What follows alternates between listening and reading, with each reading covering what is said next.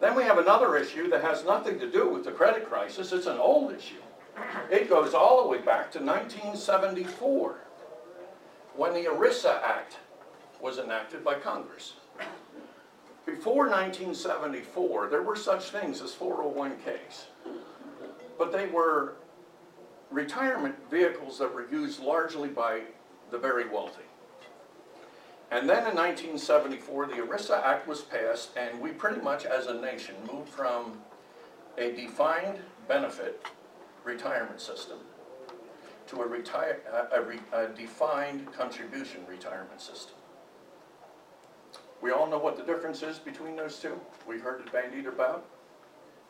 A defined benefit means you go to work for a corporation ABC, and you put in a certain amount, and they put in a certain amount towards your retirement, but your retirement is, we're going to pick a number out of air, your retirement is $2,000 a month. From the day you retire until the day you die. You never run out of money, in theory. You never run out of money. You can plan on that $2,000 until the day you die. Moving to a defined contribution means you put in X dollars a month or X dollars a paycheck, and that's matched by your employer. So let's say that you put in $500 a month in your retirement for 30 years. And now there's X thousands of dollars in there. Let's pick a number. Let's say you've got $150,000 in your retirement account.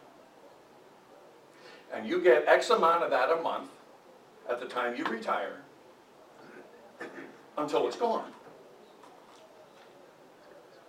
It's not until you die anymore. It's until the money's gone. Now, where is that money put when you get that taken out of your paycheck every month? Where does it go? Well, it goes into an investment vehicle, probably in the stock market. Oh, well, what happened to the stock market in the last 18 months? It's lost, what, 40%? Yeah. 40% of the total value of the stock market evaporated in the last 18 months. Now, your defined contribution money was probably in there. Your $150,000, to use that number I just picked, was in there. Well, guess what? You don't have $150,000 in there anymore. It just shrank by 40%. Oh, and by the way, who was managing your $150,000? Somebody you don't know and you've never met. You don't even know their name. I think it was Madoff. I think it was Warren Buffett who said Wall Street is the only place where a guy drives up in a Rolls Royce to get investment advice from a guy who drives a Volkswagen Bug. So now you look at the system and you trusted these people to take care of your retirement. There's only X amount in there and it's shrinking. Now we have another problem. That ERISA Act of 1974, which changed the system, what it didn't provide for was educating anybody. Nobody in 1974 had a clue. Oh, we're going to a 401k plan. Wow, okay. Everybody, I remember back then, I'm old enough to remember, everybody was talking about their 401k. And every year they talked about how much they had in their 401k. Well, there's a little glitch written into the law of the 1974 Act, and that glitch is you put your money in tax deferred. That was the good news. The bad news is, when do you have to pull it out by law?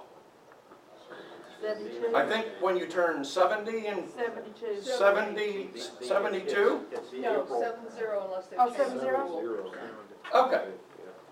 Now, that was 1974. Guess what?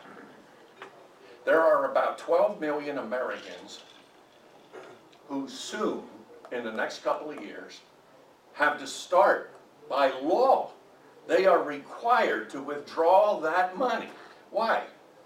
The government wants their taxes You're going to give it to them now, or you're going to give it to them later. Well, guess what? It's been deferred since 1974.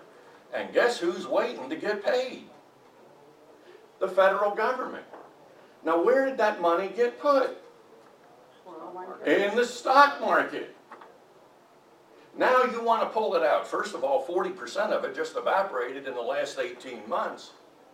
But in the next 3 years, you got 12 million baby boomers lined up who are now required by law to withdraw that money and spend it. And of course, pay the taxes on it. Now, when you have 12 million people pulling money out of the stock market, you now have more sellers than you have buyers. Now, what do we all know about supply and demand? When you have more sellers than you have buyers, what happens to the price? The price drops like a stone. So guess what we're in for? We've already lost 40% of what's in the stock market.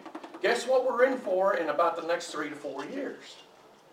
We're going to watch it happen again. Now, what's going to happen is the majority of the baby boomers are never going to retire. They're going to work until they fall over or they can't. All of this is going away. They don't quite explain it like this on the 6 o'clock news, do they?